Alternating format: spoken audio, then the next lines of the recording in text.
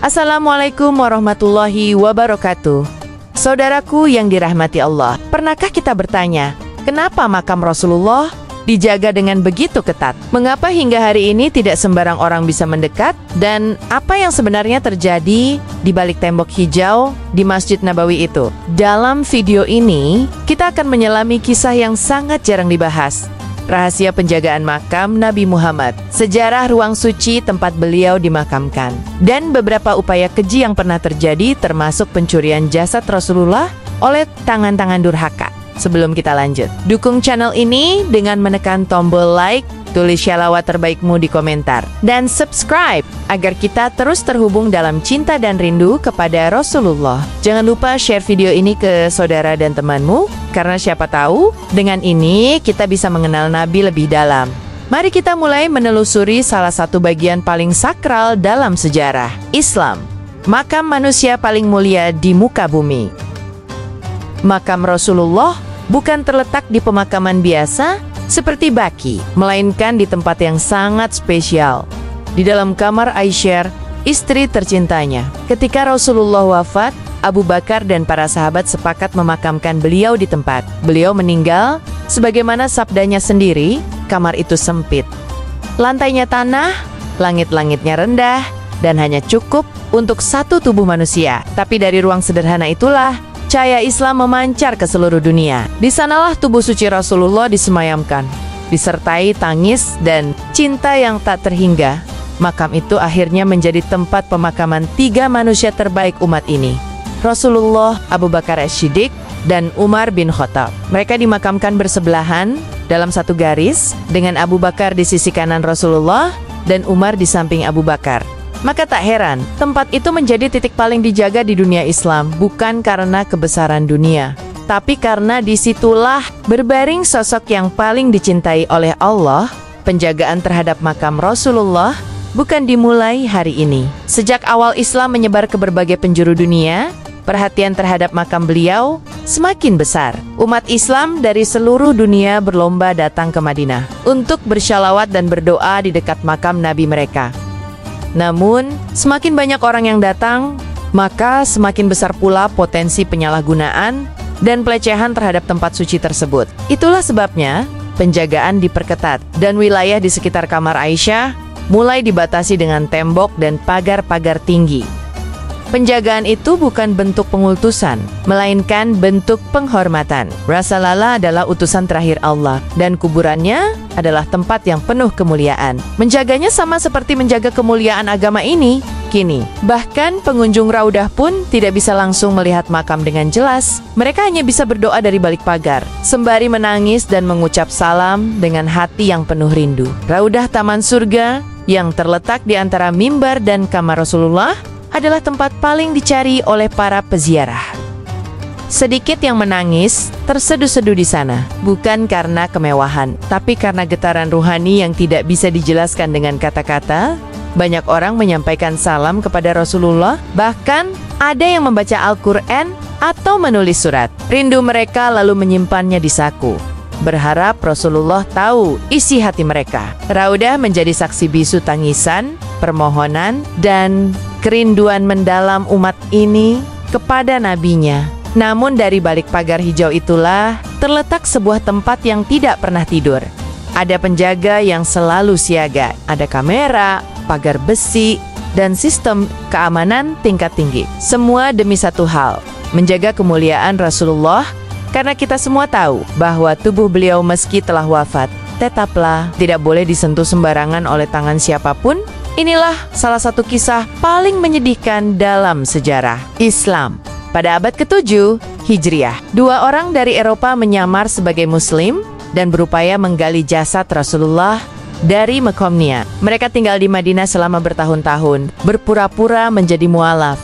Saat malam hari tiba, mereka menggali terowongan dari arah luar masjid menuju ke arah kamar Aisyah. Namun rencana mereka gagal. Salah seorang ulama bermimpi melihat Rasulullah dalam kondisi gelisah. Dari mimpi itulah penguasa segera memeriksa dan menangkap para pelaku sebelum berhasil menyentuh jasad suci itu. Peristiwa itu membuat penguasa dinasti Mamluk waktu itu segera membangun tembok tebal dari batu besar mengelilingi makam Bahkan bagian bawahnya diperkuat hingga ke pondasi tanah. Sejak saat itu, penjagaan diperketat hingga hari ini. Dan sejak itulah umat sadar, makam ini tidak bisa disamakan dengan makam siapapun. Salah satu penguasa yang paling mencintai Rasulullah adalah Sultan Nuruddin Mahmud Zanki. Ketika beliau mendengar kabar adanya rencana jahat terhadap makam Rasulullah, hatinya terguncang. Beliau segera meninggalkan Damaskus menuju Madinah, tanpa memberitahu siapapun tentang maksud perjalanannya. Setelah beberapa malam berdoa di Raudah, Sultan mendapatkan mimpi yang sama berulang kali. Rasulullah datang dalam tidurnya dan menunjukkan wajah dua orang pria. Keesokan harinya, Sultan memerintahkan seluruh penduduk Madinah dikumpulkan dan diperiksa. Ternyata benar, dua orang pria dalam mimpinya tinggal di sekitar masjid, dan mereka sedang menggali terowongan ke makam Rasulullah. Sultan menangis. Beliau kemudian memerintahkan agar dibangun dinding batu setebal 5 meter mengelilingi makam Rasulullah, dan dikuatkan dengan timah cair agar tidak bisa digali siapapun. Bahkan hingga ke dasar tanah, semuanya ditutup dengan kekuatan dan doa. Inilah awal mula pengamanan makam Rasulullah menjadi super ketat. Bukan karena paranoia, tetapi karena cinta yang begitu dalam terhadap Rasulullah. Jika Anda pernah ke Masjid Nabawi, Anda akan melihat pagar besi berwarna hijau yang mengelilingi kamar makam Rasulullah. Banyak orang menyangka itu hanya ornamen biasa. Namun, sejatinya, pagar itu adalah batas spiritual dan simbol kehormatan. Pagar ini tidak hanya mencegah peziarah masuk sembarangan, tetapi juga menjaga adab. Sebab Rasulullah sendiri pernah bersabda bahwa jangan jadikan kuburannya seperti tempat pesta atau perayaan. Maka, adab menjadi hal utama saat berada di dekat makam beliau. Banyak yang menangis di balik pagar ini. Bahkan, tak sedikit yang tak sanggup berkata-kata. Mereka hanya bisa menunduk, bersyalawat, dan berdoa dalam hati. Di sanalah cinta kepada Rasulullah benar-benar terasa. Pagar itu menjadi bukti bahwa cinta dan hormat tidak selalu ditunjukkan dengan kedekatan fisik, tapi dengan hati yang tunduk, jiwa yang rindu, dan lisan yang bersalawat. Kamar Aisyah, tempat di mana Rasulullah dimakamkan, kini tidak lagi seperti dulu. Setelah berbagai upaya pencurian, ruang itu kini ditutupi oleh 5 lapisan dinding. Tidak ada manusia yang bisa masuk ke dalamnya, dan tidak ada kamera yang bisa menembusnya. Dinding itu dibangun melingkar, bukan kotak, agar tak ada yang bisa mengetahui dengan pasti lokasi jasad Rasulullah secara akurat. Bahkan penjaga Masjid Nabawi pun tak tahu persis. Semuanya dibuat untuk satu tujuan, menjaga kehormatan beliau dari tangan-tangan jahat meski tak terlihat. Kita semua tahu, jasad Rasulullah masih utuh di sana, dijaga oleh para malaikat. Allah telah menjaga beliau dalam hidup dan dalam wafat. Dan kita sebagai umatnya hanya bisa mengirim salam dan rindu dari kejauhan, berharap kelak bisa menatap wajah beliau di akhirat kelak. Raudah bukan hanya sekadar area antara mimbar dan kamar Nabi. Ia disebut oleh Rasulullah sebagai taman dari taman-taman surga. Tak heran, jutaan orang dari seluruh dunia berlomba-lomba ingin sholat di sana. Duduk sejenak di karpet hijau yang sakral itu, di Raudah, doa terasa lebih dalam, tangisan lebih jujur. Hati terasa lebih dekat dengan langit. Mungkin karena di sana setiap inci tanahnya pernah disentuh oleh kaki Nabi, setiap udara yang kita hirup pernah dilalui oleh nafas beliau. Tapi dari balik Raudah itulah ada kamar suci yang dijaga oleh doa dan kesucian. Seakan Allah ingin mengajarkan, inilah tempat paling mulia di dunia. Tapi hanya mereka yang berhati bersih yang bisa benar-benar merasakannya.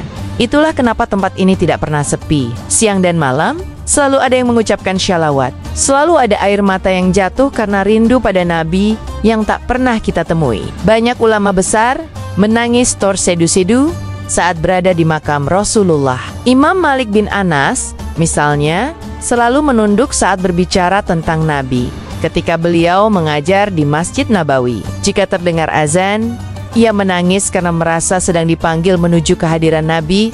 Imam Ahmad bin Hambal, saat pertama kali ke makam Rasulullah, tidak bisa berkata sepatah kata pun. Beliau hanya diam, menangis, dan mencium dinding masjid dengan cinta. Bagi mereka, ziarah ke makam Nabi bukan wisata, tapi perjumpaan ruhani. Bukan sekadar melihat, tapi berusaha menyentuh ruh dan adab Rasulullah dengan hati yang paling dalam. Mereka tahu, di sanalah cinta sejati itu bersemayam. Di balik tembok itu, berbaring manusia yang paling dicintai oleh langit dan bumi. Banyak orang bertanya, kenapa makam Rasulullah tidak dibuka seperti makam wali atau sahabat lainnya? Jawabannya adalah, karena keistimewaan dan kemuliaannya terlalu agung untuk dipamerkan. Jika dibuka, bisa jadi akan ada yang menjadikannya objek kesyirikan, berlebihan dalam penghormatan, bahkan merusak adab. Itulah sebabnya para ulama sepakat makam Nabi harus dijaga rapat. Sebagian orang hanya bisa mengintip dari lubang kecil di pagar, tapi sejatinya itu bukan yang penting. Yang paling utama adalah apa yang dibawa hati kita saat berdiri di dekatnya. Jangan berharap melihat jasad Nabi, tapi berharaplah agar beliau melihat hati kita dan menyambut kita kelak di Telaga Al-Kautsar. Salah satu mukjizat yang Allah berikan kepada Nabi Muhammad adalah jasad beliau tidak akan hancur oleh tanah. Dalam hadis sahih disebutkan bahwa para nabi tidak akan dimakan oleh bumi. Banyak ulama menyampaikan bahwa tubuh Rasulullah tetap utuh di dalam makam. Bahkan sebagian mengatakan bahwa aroma wangi masih keluar dari arah makam beliau, sesuatu yang tak bisa dijelaskan secara ilmiah. Jasad beliau bukan hanya tubuh. Lebih dari 1400 tahun setelah wafatnya, tak heran jika Allah menjaga makam beliau dengan begitu ketat. Karena di sanalah letak kehormatan umat ini. Saat ini, makam Rasulullah dijaga dengan sistem keamanan yang canggih. Ada kamera, detektor gerak, petugas khusus, bahkan sistem perlindungan ganda. Siapapun yang mendekat tanpa izin akan segera ditahan. Namun lebih dari sekadar teknologi, penjagaan sejatinya adalah spiritual. Karena seluruh umat Islam yang mencintai Nabi adalah penjaganya. Kita menjaga dengan doa dan dengan rasa hormat. Sebagian mengatakan, kami tak bisa melihat jasadnya, tapi kami bisa mencintai dengan setulus-tulusnya. Dan itulah penjagaan yang sejati. Penjagaan ini bukan untuk menakutkan, tapi untuk melindungi, bukan melarang mendekat, tapi mengajarkan adab saat berada di dekat kekasih Allah. Makam Rasulullah bukan sekadar tempat peristirahatan. Ia adalah pusat cinta, tempat bertemunya air mata dan harapan. Dari seluruh dunia, jutaan orang datang hanya untuk berdiri sejenak di dekat tembok itu, lalu menangis dan mengucapkan, "Assalamualaikum ya Rasulullah." Tempat itu tidak pernah sepi. Setiap waktu, ada orang yang menangis. Setiap hari, ada hati yang terbangun karena cinta. Dan setiap malam, ada doa yang bergema dalam keheningan, mengetuk pintu rahmat Allah melalui cinta kepada Rasul-Nya.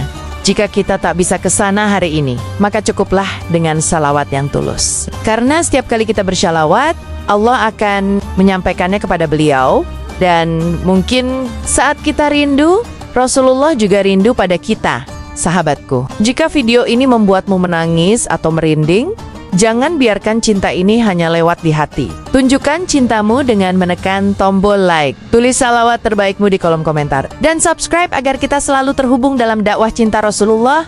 Bagikan video ini kepada saudaramu. Karena siapa tahu, hanya dengan satu klik, ada hati lain yang tersentuh. Dan mungkin itu akan menjadi saksi cinta kita kepada Nabi. Di hari ketika tak ada lagi yang menolong selain syafaat beliau. Wassalamualaikum warahmatullahi wabarakatuh. Semoga kita semua dipertemukan dengan Rasulullah. Amin ya Rabbal Alamin.